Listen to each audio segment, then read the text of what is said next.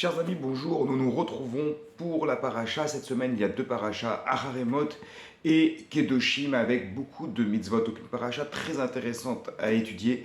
Et je voudrais m'attacher à cette mitzvah, Bechokotehem Loteleru. Ne pas imiter les pratiques des nations. Alors évidemment, dans le texte, il est question des Égyptiens. Donc nous quittons l'Égypte, nous arrivons en terre de Canaan, et également donc des Cananéens.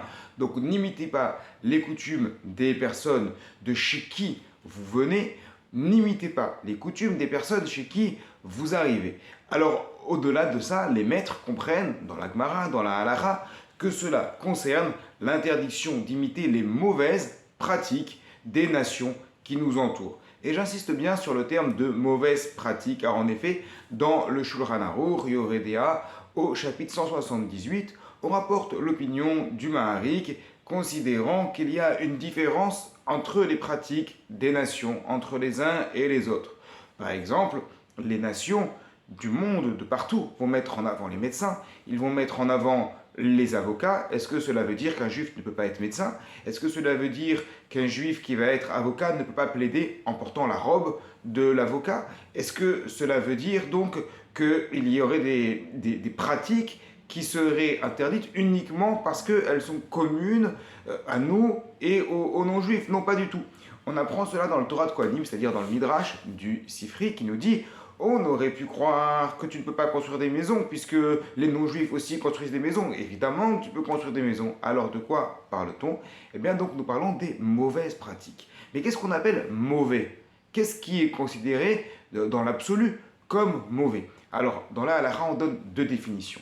La première définition, c'est tout ce qui est proche, de près ou de loin, à l'idolâtrie. C'est-à-dire que même si on ne connaît pas l'origine d'une tradition, si on suspecte que cette tradition a des origines idolâtres, eh bien cela va être interdit. Et la deuxième, c'est ce qu'on appelle la pritzout, c'est-à-dire tout ce qui touche de près ou de loin à la débauche. Et malheureusement, notre société, cette société dans laquelle nous vivons, en est remplie. Tout ce qu'on pourrait appeler aujourd'hui en fait la promiscuité, c'est-à-dire le fait d'être toujours collés les uns avec les autres, les garçons avec les filles. Personnellement, dans la rabbanoute, je m'occupe des conversions et j'explique bien, parce que dans le monde dans lequel on vient, c'est quelque chose qui n'est pas du tout évident. Eh bien, une jeune fille, elle ne va pas avoir des copains jeune homme, et un jeune homme, il ne va pas avoir des copines qui sont jeunes filles. C'est-à-dire que pour nous, on va se retrouver ensemble entre hommes et femmes quand on se marie. Alors aujourd'hui, on nous dit: mais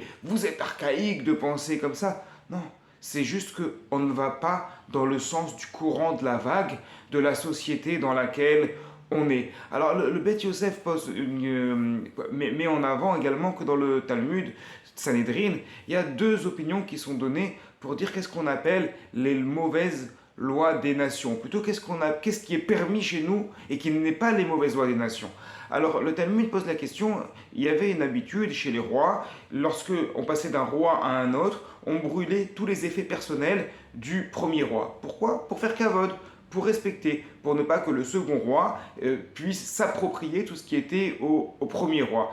Et il y avait également comme ça d'autres coutumes, notamment il y avait la peine de mort qui était appliquée dans l'Antiquité. Dans le judaïsme, cette peine de mort se faisait par l'épée. Ah oui, mais chez les non-juifs aussi, il y a cette coutume que l'on brûle les effets personnels du premier roi. Chez les nations également, il y a cette coutume de la peine de mort par l'épée. Dans l'Antiquité, il y avait cette coutume-là. Alors est-ce que ça veut dire que nos rois, nos rois d'Israël, n'allaient pas le faire? Eh bien, non, pas du tout. Non, pas du tout. On nous dit dans le Talmud, chez nous, c'est permis, c'est-à-dire qu'une loi qui est commune dans la Torah aux juifs et aux non-juifs, évidemment que c'est totalement permis. Alors, le Torah Tmima, il pose la question, il dit: oui, mais on voit bien que de toute manière, quel est le problème ici? Il n'y a pas de problème, puisque c'est un respect pour le roi. Pourquoi est-ce que dans l'Antiquité, la peine de mort se faisait par l'épée? Parce que c'était la peine de mort la moins douloureuse, donc il n'y a pas de problème.